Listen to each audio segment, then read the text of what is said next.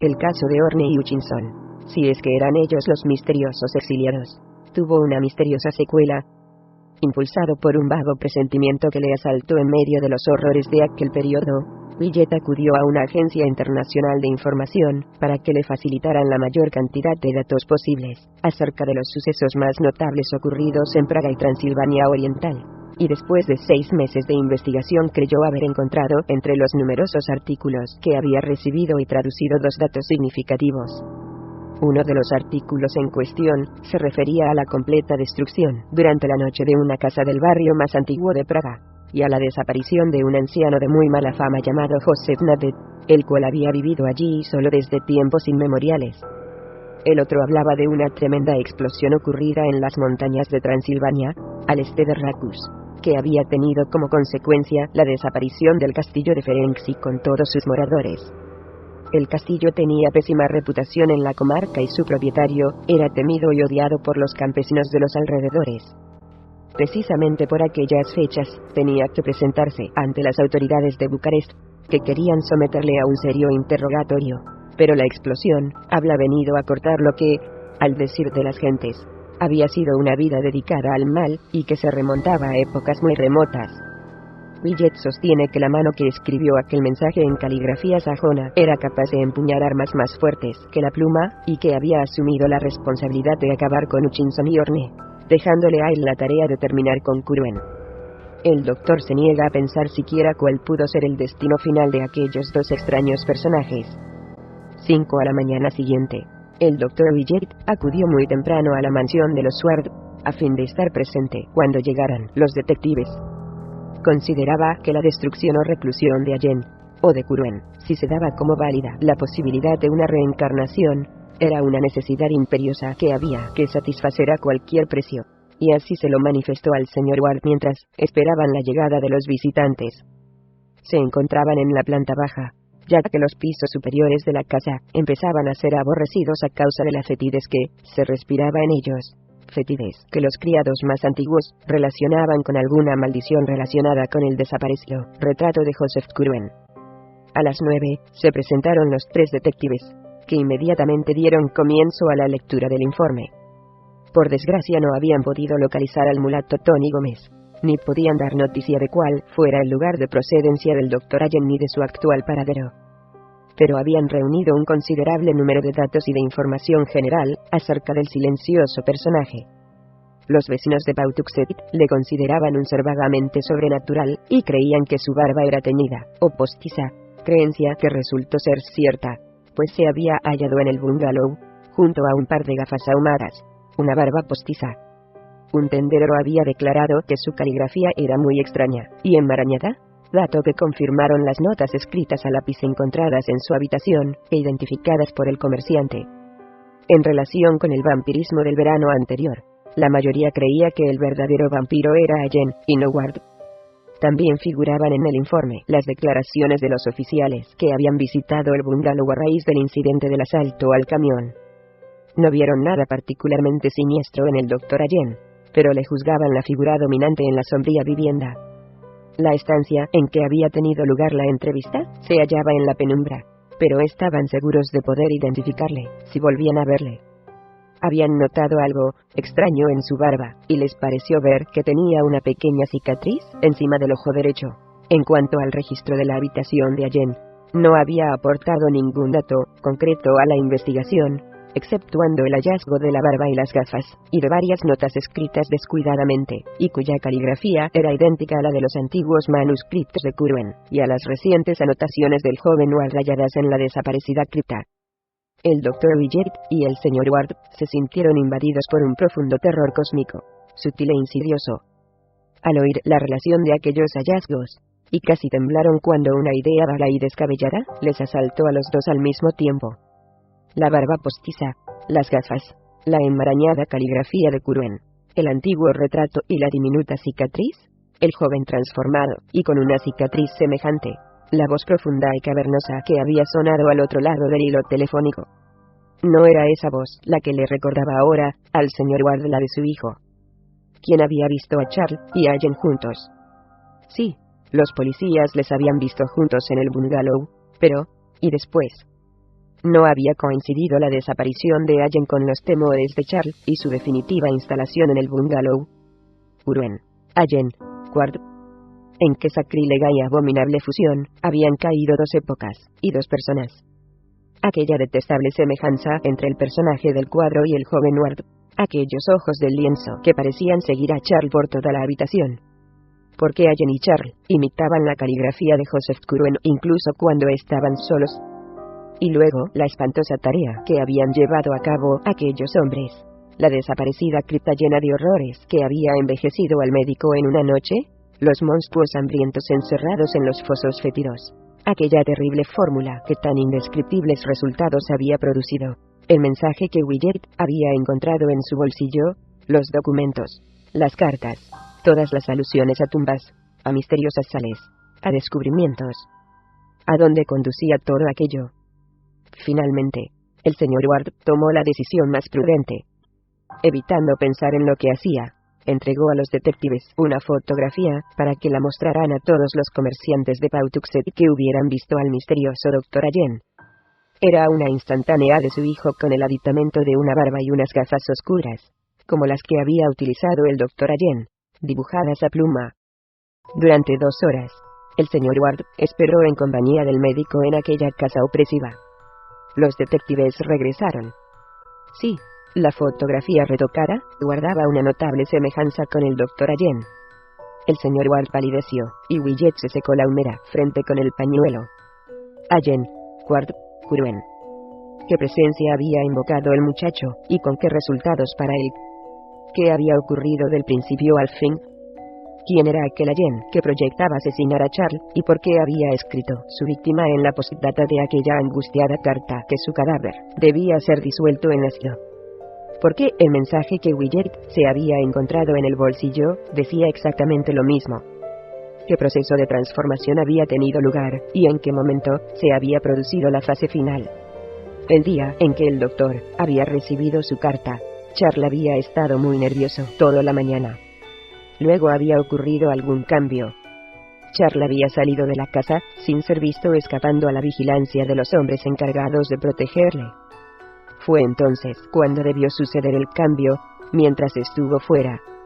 Pero no. ¿Acaso no había gritado de terror al volver a entrar en su biblioteca? ¿Qué había encontrado allí? ¿O qué le había encontrado a él? Esa figura que tan osadamente había entrado en la casa sin que se le hubiera visto abandonar la mansión, ¿no habría sido una sombra extraña, un horror dispuesto a lanzarse sobre un hombre tembloroso que no había salido de la habitación? ¿No había oído el mayordomo unos extraños ruidos? Willett se fue en busca del sirviente, y le hizo unas cuantas preguntas en voz baja. Desde luego, había sido un asunto muy desagradable. Sí, había oído unos ruidos, un grito, un jadeo, y una serie de extraños crujidos. Y el señorito Charles no había vuelto a ser el mismo desde el momento en que salió aquel día de la biblioteca, sin decir una sola palabra. El mayordomo se estremecía al hablar, y olfateó el aire que llegaba desde el piso de arriba, arrastrado por una corriente creada por alguna ventana abierta. El terror se había instalado definitivamente en la mansión. Incluso los detectives estaban inquietos, ya que el caso presentaba algunos aspectos que no les gustaban en lo más mínimo. El doctor Willett pensaba, y sus pensamientos eran terribles. De vez en cuando casi rompía en un murmullo mientras estudiaba mentalmente esta nueva cadena de acontecimientos de pesadilla. El señor Ward dio por terminada la conferencia y los detectives se fueron. El doctor y el dueño de la casa quedaron solos en la habitación. Era ya mediodía, pero la mansión parecía envuelta en sombras, como si se acercara la noche. Willett comenzó a hablar muy seriamente con su anfitrión, insistiendo para que dejara en sus manos las futuras averiguaciones. Aún habían de descubrirse, predijo, ciertos hechos que un amigo podría soportar con mayor facilidad que el padre del principal protagonista del caso. En su calidad de médico de la familia, debía disponer de una absoluta libertad de movimientos, y lo primero que exigía era encerrarse en la abandonada biblioteca donde, en torno al panel de madera que había albergado el cuadro, se respiraba ahora una aura de terror mucho más intensa que cuando estuviera allí el retrato de Curwen. Solo pedía que no se le molestara. El señor Ward Aturdido por la creciente complejidad del caso, asintió de buena gana y media hora después, el doctor estaba encerrado en la antigua biblioteca de Charlie. El padre de este, que escuchaba desde fuera, oyó unos raros sonidos en el interior de la estancia, seguidos de un chirrido, como si acabara de abrirse la puerta mal engrasada de una alacena. A continuación resonó un grito apagado, y la puerta que acababa de abrirse se cerró rápidamente. Poco después apareció Widget en el pasillo, pálido y descompuesto. Quería, dijo, un poco de leña para encender un fuego, pues el de la estufa no le bastaba, y el aparato eléctrico que había en la chimenea no tenía ningún uso práctico. Sin atreverse a formular ninguna pregunta, el señor Ward dio las oportunas órdenes a un criado, que subió al poco tiempo con unas ramas de pino, estremeciéndose al entrar en la habitación, y sustituir por las ramas el aparato eléctrico. Entretanto, Widget había subido al laboratorio, de donde bajó al poco rato cargado con una cesta cubierta por un lienzo, y en la que había colocado una serie de aparatos y objetos diversos abandonados allí en la mudanza del mes de julio de aquel mismo año. Volvió a encerrarse el médico en la biblioteca, y por las nubes de humo que empezaron a elevarse de la chimenea, se supo que había encendido el fuego. Más tarde, se oyó un crujir de papeles de periódico, y otro chirrido de la misteriosa puerta, seguido de un baquetazo que dio mucho que pensar a los que en el pasillo escuchaban. Widget profirió de pronto un par de gritos ahogados, y a continuación, se produjo un chisporroteo que resonó siniestramente en medio del profundo silencio que llenaba la mansión. Finalmente comenzó a salir por la chimenea humo espeso y muy acre. Los criados se reunieron en un rincón, aterrorizados ante aquellas nocivas emanaciones, mientras que el señor Ward temblaba como un azogado. Tras una larguísima espera, los vapores parecieron aclararse, y detrás de la puerta cerrada, volvieron a oírse extraños sonidos, como si el doctor rascara algo, y luego barriera el hogar. Por fin, después de cerrar de nuevo la puerta del interior, fuera cual fuese, Widget hizo su aparición, grave, pálido y entristecido, llevando la cesta que había bajado del laboratorio todavía cubierta con un paño. Había dejado la ventana abierta, y en la siniestra habitación entraba ahora, a raudales, el aire puro que se mezclaba con un curioso olor a desinfectante. El antiguo panel de madera seguía allí, pero parecía haber perdido su aire de malignidad, y se mostraba sereno y majestuoso, como si nunca hubiera albergado el retrato de Joseph Curwen. Caían las primeras sombras de la noche, pero esta vez no las acompañaba un terror latente. Más bien traían con ellas una suave melancolía. El doctor no habló de lo que había hecho. Se limitó a decir al señor Ward: no puedo contestar a ninguna pregunta. Solo diré que existen distintos tipos de magia. He llevado a cabo una gran purificación. A partir de ahora, los moradores de esta casa podrán dormir mucho mejor. 6. La purificación debió constituir para el Dr. Widget una prueba tan espantosa como su recorrido nocturno de la espantosa cripta, a juzgar por el abatimiento que provocó en el anciano médico. Por espacio de 3 días, no salió de su habitación, aunque según dijeron luego los criados, la noche del miércoles, poco después de las 12, se oyó abrirse sigilosamente la puerta de la calle, que volvió a cerrarse después con el mismo secreto. Por fortuna, la imaginación de los criados suele ser limitada, pues de otro modo, podrían haber relacionado el hecho con una noticia que apareció en el Evening Bulletin del jueves, y que decía así: los profanadores de tumbas renuevan su actividad tras un periodo de 10 meses, a partir del último acto de vandalismo registrado en el cementerio del norte, del que fuera objeto la tumba de Whedon, el vigilante nocturno de ese mismo cementerio. Robert ha sorprendido a otro merodeador. Hacia las 2 de la madrugada, vio brillar una linterna en la parte norte del camposanto, y al acercarse al lugar en cuestión, vio destacarse claramente contra la luz de una farola cercana la figura de un hombre que empuñaba una pala. Se lanzó en su persecución, pero antes de que pudiera darle alcance, el intruso había corrido hacia la entrada principal, perdiéndose entre las sombras. Al igual que el primero de los profanadores de tumbas sorprendido el año pasado, este no ha llegado a causar, al parecer, ningún daño. En un lugar determinado del terreno que posee allí la familia Ward, la tierra parecía removida, pero no puede asegurarse que el desconocido hubiera tratado de excavar una fosa. Todo lo que puede decir Art acerca del intruso es que se trataba de un hombre de baja estatura y probablemente barbudo. En opinión del vigilante, los 3 actos se deben a una misma persona. No opina del mismo modo la policía, basándose en el salvajismo del segundo incidente, en el curso del cual fue robado un antiguo ataúd, y destrozará la lápida correspondiente. El primero de los incidentes, al parecer una tentativa frustrada de enterrar alguna cosa, ocurrió en el mes de marzo del año pasado, y se atribuyó entonces a contrabandistas de bebidas alcohólicas en busca de un escondite para su alijo. Es muy posible, afirma el sargento Riley, que este tercer caso sea de naturaleza similar.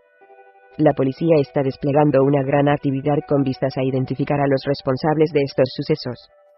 Durante todo el jueves, el Dr. Willett descansó como si se recobrara de un esfuerzo agotador, o se preparase para una gran prueba. Por la noche, escribió una carta al señor Ward, que llegó a manos de este a la mañana siguiente, sumiéndole en profundas meditaciones. No había podido Ward sobreponerse a la impresión que le causara el informe de los detectives, y a la siniestra purificación de la biblioteca. Pero aquella misiva, a pesar de la desgracia que anunciaba, y del misterio que la rodeaba, le trajo algo de la calma que tanto necesitaba. 10 Barnes St. Providence, R. 12 abril, 1928. Querido Theodore, me considero obligado a avisarte, antes de llevar a cabo lo que voy a hacer mañana, que pondrá punto final al terrible asunto de que nos venimos ocupando, pues tengo la impresión de que ninguna azada podrá llegar jamás a ese monstruoso lugar que los dos conocemos. Sé que tu mente no hallará reposo, a menos que te asegure que lo que me propongo hacer representará el final definitivo de todo este misterio. Me conoces desde que eras niño, de modo que me creerás, si te digo que hay cosas que es mejor no investigar a fondo. Es preferible que no vuelvas a pensar en el caso de Charles, e indispensable que no le digas a su madre más de lo que ella sospecha. Cuando yo vaya a visitarte mañana, Charles se habrá fugado de la clínica. Eso es lo que todos deben creer. Estaba loco, y escapó. Y eso es lo que debes decir poco a poco a su madre, cuando dejes de mandarle las notas mecanografiadas que escribías en nombre de Charles. Te aconsejo que vayas a reunirte con ella en Atlantic City, y te tomes unas vacaciones. Dios sabe cuánto las necesitas después de las impresiones recibidas, y cuánto las necesito yo también. Por mi parte, me propongo pasar en el sur una temporada para tranquilizarme y reponer fuerzas. De modo que no me hagas ninguna pregunta cuando vaya a visitarte. Es posible que algo salga mal, pero si es así, no dejaré de avisarte. Espero que no tenga que hacerlo. A partir de mañana, no habrá ya motivo de preocupación, pues Charlie estará perfectamente a salvo. Ya lo está, más de lo que te imaginas. No debes temer nada con respecto a Allen, o quien quiera que sea. Pertenece al pasado, como el retrato de Joseph Curwen, y cuando mañana llame a tu puerta, puedes tener la completa seguridad de que ya no existirá tal persona. El que escribió la misteriosa nota tampoco volverá a molestarte. Pero debes prepararte para algo muy triste, y preparar también a tu esposa. La fuga de Charles no significa que vayáis a recuperarle. Se ha visto afectado por una terrible enfermedad, como has tenido ocasión de apreciar por los cambios físicos y mentales que ha experimentado, y tienes que resignarte a no volver a verle. Te queda el consuelo de saber que no fue ni un malvado ni un loco, sino únicamente un muchacho aficionado al estudio, y excesivamente curioso respecto a materias que encerraban un gran peligro. Descubrió cosas que ningún mortal debe saber, y esa fue su desgracia. Y ahora debo hablarte del asunto más difícil, y que exige que deposites en mí toda tu confianza. Dentro de un año, si así lo deseas, puedes dar a todos la versión que prefieras de cómo murió Charles, porque él no volverá. Puedes también hacer colocar una lápida en Cementerio del Norte, a 10 pies de distancia, en dirección oeste, de la de tu padre, para señalar el lugar en que descansan los restos de tu hijo. Las cenizas allí enterradas serán las de Charles Dexter Ward, el que viste crecer, el verdadero Charles con la marca olivácea en la cadera, y sin el lunar negro en el pecho ni la cicatriz en la ceja derecha. El Charles que nunca hizo ningún daño, y que habrá pagado con su vida una curiosidad morbosa. Esto es todo. Charles se fugará de la clínica, y dentro de un año podrás colocar una lápida sobre el lugar donde reposan sus cenizas. No me hagas ninguna pregunta. Y ten la seguridad de que el honor de tu familia sigue incólume. Te acompaño en tu sentimiento, y te deseo que encuentres la fortaleza la calma y la resignación necesarias para sobrellevar esta desgracia. Tu sincero amigo, Marinus B. Willett. El viernes 13 de abril de 1928, Marinus Bicknell Willett visitó a Charles Dexter Ward en su habitación de la clínica del Dr. White situada en la isla de Connecticut. El joven, aunque no trató de rehuir al visitante, estaba de un humor sombrío, y no se mostró dispuesto a hablar del tema que Willett deseaba tratar. El descubrimiento de la cripta hacía imposible la normalidad de su relación, y ambos callaron un buen rato después de intercambiar los saludos habituales. La tensión aumentó al descubrir el joven Ward tras el rostro impasible del doctor, una firmeza nueva en él. El paciente se amedrentó, consciente de que desde su último encuentro el que fuera médico solicitó se había transformado en implacable vengador. Finalmente Willett se decidió a romper el fuego. He descubierto algo más, Charles, dijo. Algo muy grave. Otros animalitos medio muertos de hambre. Fue la irónica respuesta. Era evidente que el joven quería mostrarse insolente hasta el final. No, replicó Willett lentamente. Esta vez se trata de algo distinto. Encargamos a unos detectives que hicieran averiguaciones acerca del Dr. Allen, y han encontrado en el bungalow una barba postiza y unas gafas ahumadas.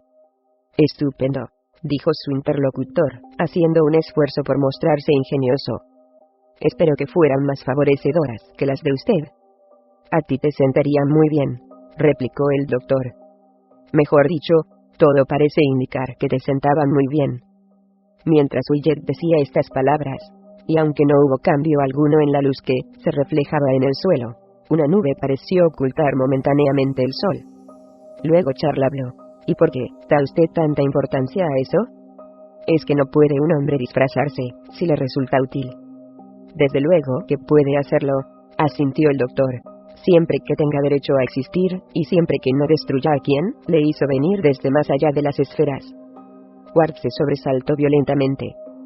Bueno, ¿qué es lo que ha encontrado y qué quiere de mí? El doctor dejó que transcurrieran unos segundos antes de contestar, como si eligiera mentalmente las palabras que pudieran constituir una respuesta más eficaz. He encontrado, dijo finalmente, algo oculto tras un panel antiguo que servía de marco a un retrato. Lo he quemado y he enterrado las cenizas en el lugar donde estará la tumba de Charles Dexter Ward. El loco se levantó de un salto del sillón en que estaba sentado. No es posible, exclamó, no es posible. ¿Quién se lo dijo? ¿Y quién cree que va a creerle a usted, si me han estado viendo durante estos 2 meses?